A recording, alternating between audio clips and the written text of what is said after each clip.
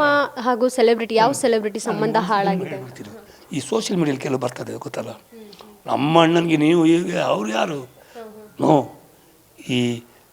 ಈ ಕಡೆ ಹೀರೋಗೆ ಆಗದಿದ್ದರು ಆ ಕಡೆ ಬೇಕು ಅಂತ ಆ ಕಡೆನೂ ಅಲ್ಲ ಅವರು, ಇವ್ರನ್ನ ಸೇರಿಲ್ಲ, ಇವ್ರ ಫ್ಯಾನ್ ಅಂತ ತೋರಿಸ್ಕೊಟ್ಟು ಅವ್ರ ಮೇಲೆ ಕೆಟ್ಟದ್ದು ಬರೆಯೋದು, ಆ ಕಡೆ ಹೋಗ್ಬಿಟ್ಟು ಇವ್ರ ಮೇಲೆ ಕೆಟ್ಟದ್ದು ಬರೆಯೋದು.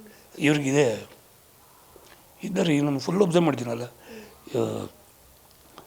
ಸುಮ್ಮನೆ ಆದ್ರೂ ಸೋಷಿಯಲ್ ಮೀಡಿಯಾ ಮೊನ್ನೆ ನಮ್ಮ ಹೀರೋಯಿನ್ ಅವರು ನೀವು ಗ್ರೇಟ್ ಕೆಲಸ ಅದು ಅವ್ರು ಮಾಡಿ.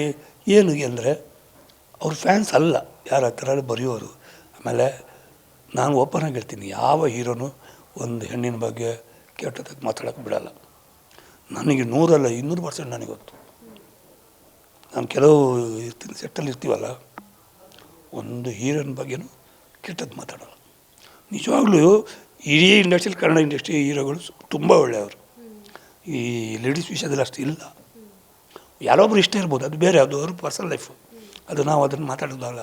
ಬಟ್ ಕೆಟ್ಟ ಕೆಲಸ ಮಾಡೋದಿಲ್ಲ.